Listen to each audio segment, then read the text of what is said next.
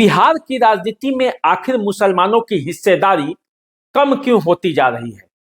18% आबादी वाले हिस्सेदार को अगर सत्ता और पार्टियों में उसके संख्या के हिसाब से भागीदारी नहीं मिल रही है तो ये नारा बेमानी साबित हो जाता है कि जिसकी जितनी हिस्सेदारी उसकी उतनी भागीदारी, और वो भी तब जब ये नारा देने वाली पार्टियां खुद सत्ता में बैठी हो और इनका वोट भी उन्हें एक मुश्त मिलता हो। वोट लेने के समय तो ये पार्टियां उनसे हमदर्दी दिखाती है, पर सत्ता और पार्टियों में भागीदारी देने के मामले में कन्नी काट लेती है। आखिर बिहार के मुसलमानों के साथ ऐसा क्यों हो रहा है? क्यों हो रहा है कि उनका वोट पाने के बावजूद पार्टियां उन्हें तरजीह नहीं दे रही, उन्हें उनकी हिस्सेदारी नहीं दे रही, जबकि वे एकजुट भी हैं, एक मुश्त भी हैं और एक जगह वोट भी देते हैं। आज मैं एक एक तथ्य को आंकड़ों के साथ समझाऊंगा। सच के आईना पर जो झूठ का पर्दा लगाया गया है उस पर्दे को उठाऊंगा और सच का आईना आपको दिखाऊंगा, और जब ये आईना से झूठ का पर्दा हटेगा तो आप जान पाएंगे कि हमारे नेताओं ने हमारे लिए क्या किया, ये नेता कहते क्या हैं और करते क्या हैं। तो चलिए इन सभी बातों की जानकारी के लिए हमारे साथ वीडियो के अंत तक जुड़े रहिए, और उससे पहले मेरा अभिनंदन स्वीकार कीजिए। देसी अड्डा पर आपका स्वागत है। नमस्कार, मैं हूं राकेश तिवारी। अगर आपने अब तक इस चैनल को सब्सक्राइब नहीं किया है तो अतिशीघ्र सब्सक्राइब कर ले ताकि आपका और हमारा संबंध जुड़ा रहे। बिहार की राजनीति में मुस्लिम राजनीति का कुछ आंकड़ा समझ लीजिए। आजादी के बाद से अब तक जितने भी चुनाव हुए हैं उसमें कभी भी 10% से अधिक भागीदारी मुसलमानों की नहीं रही है। सबसे अधिक 34 विधायक वर्ष 1985 के चुनाव में बिहार से जीते थे।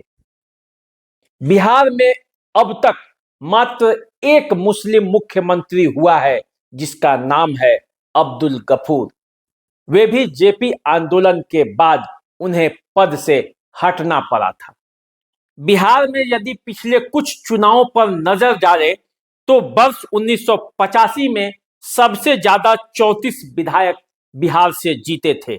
उस समय बिहार में विधानसभा सीटों की संख्या 324 था। 90 के चुनाव में 20 विधायक जीते जबकि संख्या 324 था। 95 में 19 विधायक जीते, 2000 में 29 विधायक जीते, 2005 में जब सीटों की संख्या 243 हो गया, बिहार के विभाजन के बाद कुछ सीट झारखंड में चले गए, तब 16 विधायक जीते थे।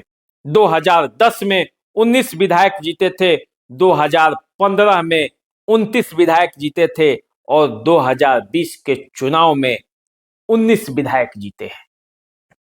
अब इन विधायकों में आरजेडी के जो 2020 के चुनाव हुए हैं, इन विधायकों में 8 विधायक आरजेडी से चुने गए हैं, 5 एआईएमआईएम से चुने गए जो बाद में राजद में शामिल हो गए, कांग्रेस से 4, सीपीआईएम से 1 और बीएसपी से 1 ये जो विधायक हैं वो चुने गए थे।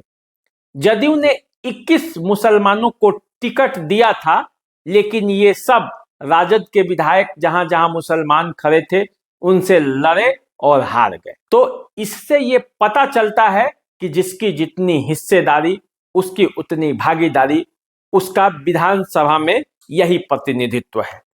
अब अगर लोकसभा पर नजर डाले तो एक अनुमान के मुताबिक 40 में से 15 लोकसभा की सीटें ऐसी हैं जहां 12% से लेकर 40% तक मुस्लिम मतदाता हैं। किशनगंज एक ऐसा सीट है जहां 68% तक मुस्लिम है, लेकिन भागीदारी के नाम पर 2019 के चुनाव में मात्र एक मुस्लिम सांसद जीते थे, वो भी कांग्रेस के।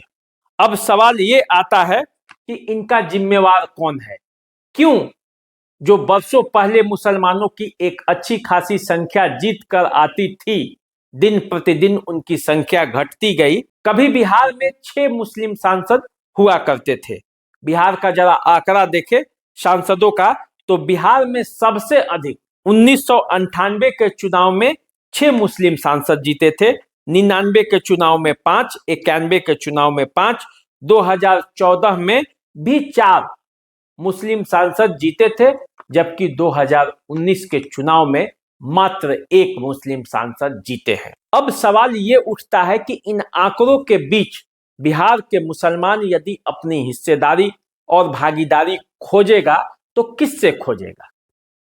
उससे खोजेगा जिसको वो वोट सबसे अधिक देता है, और वो वोट किसे देता है वो खुद जानता है। ऐसा माना जाता है कि राजद के माई समीकरण के तहत मुसलमानों का एक मुश्त वोट राजद को जाता है, और मोदी विरोध के नाम पर भी ये वोट एकजुट होकर राजद के खेमे में चला जाता है, और इसका प्रतिफल ये होता है कि राजद के लोग तो चुनाव जीत जाते हैं, लेकिन मुसलमानों के पास विकल्प का अभाव रहता है। राजद को छोड़कर कोई दूसरी पार्टियां उन्हें तरजीह नहीं देती, और दिन प्रतिदिन उनकी भागीदारी घटते जा रही है। अब देखिए, जब से भाजपा का उभार हुआ है और भाजपा सत्ता में काबिज हुई है, उसकी संख्या बढ़ते गया है, तब से बिहार में मुसलमानों की स्थिति और दयनीय हो गई है। किस मामले में? तो संख्या के हिसाब से भागीदारी के मामले में। कल तक जो 3, 4, 5 की संख्या में लोकसभा सदस्य जीतते थे, वो उनकी संख्या महज 1 पर सिमट गई है। तो ऐसा क्यों हुआ है?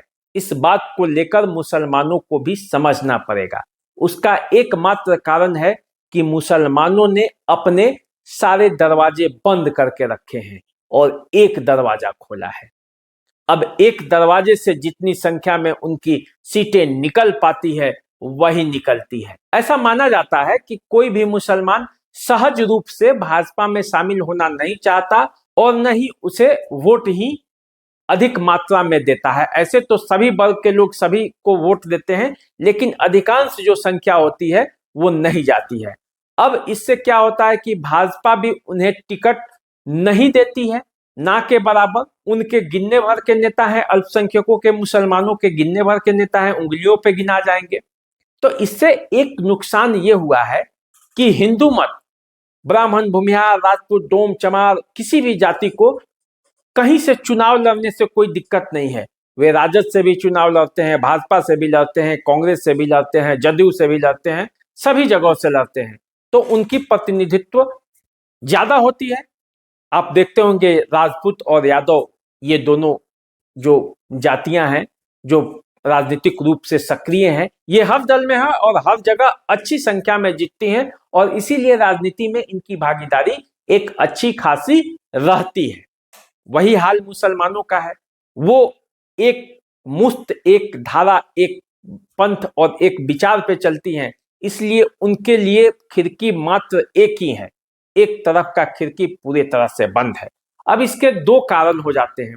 एक तो हो जाता है कि उनका शोषण भी होता है, उनके नेता को वो जगह नहीं मिलता जो दूसरे पार्टियों को नेता को मिलता है, क्योंकि लोगों को पता होता है कि इनके पास कोई विकल्प नहीं है, जाएंगे तो कहां जाएंगे, लौट के तो हमारे पास ही आना है। इसलिए उनके नेताओं को उतनी पूछ भी नहीं है, उनकी मजबूरी है कि उनके साथ लगे रहना है, और यही कारण है कि दिन प्रतिदिन सत्ता में उनकी भागीदारी कम होते जा रही है। मूल तथ्य यही है।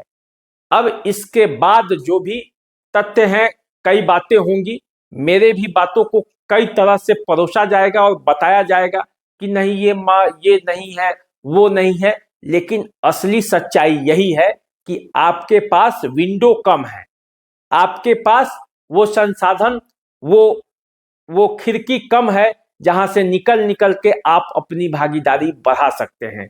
आपके पास खिड़की एक है और आपने ही वो जानबूझकर बंद किया है, जिसके वजह से आपका भी शोषण हो रहा है। बिहार के मुसलमानों को ये सोचना होगा कि आखिर वो क्या कारण है कि हम दिन प्रतिदिन पिछड़ते गए हैं और उन्हें अपने लिए राह चुनना होगा, क्योंकि जिसकी जितनी संख्या भारी उसकी उतनी हिस्सेदारी का यदि कोई नारा दे रहा है और आप उनके साथ लगे हैं तो अपनी हिस्सेदारी तो लेनी ही पड़ेगी, चाहे वो किसी भी पार्टी में है। जहां भी जाएं अपनी हिस्सेदारी ले, तभी आपका भी विकास हो पाएगा और आप राजनीति के मुख्य धारा में जुड़ पाएंगे। ये क्यों नहीं हो सकता कि 14% आबादी वाले यदि मुख्यमंत्री बनेंगे तो 18% आबादी वाले उप मुख्यमंत्री नहीं बन सकता या मुख्यमंत्री नहीं बन सकता? क्यों नहीं बन सकता? ये सवाल तो आज है ना। क्या मुसलमानों में कोई ऐसा नेता नहीं, मुसलमानों में कोई ऐसा प्रतिनिधि नहीं जो मुख्यमंत्री, उप मुख्यमंत्री या अच्छे विभागों के मंत्री बन सकते हैं, जिनके पास बजट भी हो, जो अपने क्षेत्र में विकास भी कर पाए? यदि नहीं है तो फिर आपको आपकी हिस्सेदारी कम होती जाएगी, ये सत्य है। तो चलिए, बाकी जनता बहुत समझदार है। जो जनता है वो बहुत समझदार है, वो अपने हक हुकूक और अपने हिस्सेदारी भागीदारी को लेकर सबसे ज्यादा जागरूक है। तो जब एक आंकड़ा सामने आया है तो इसके बाद आपकी जागरूकता जरूर बढ़ी होगी, ऐसा उम्मीद है। तो चलिए, आप अपने हिसाब से, अपने स्वविवेक से कार्य कीजिए। हमारी शुभकामना है कि जिसकी जितनी संख्या भारी उसकी उतनी हिस्सेदारी। यदि मिलना है, यदि होना है तो ये होना चाहिए, ये अच्छी बात है। चलिए, इसी तरह के मुद्दों पर जानकारी के लिए हमारे साथ जुड़े रहिए, देखते रहिए देशी अड्डा। नमस्कार।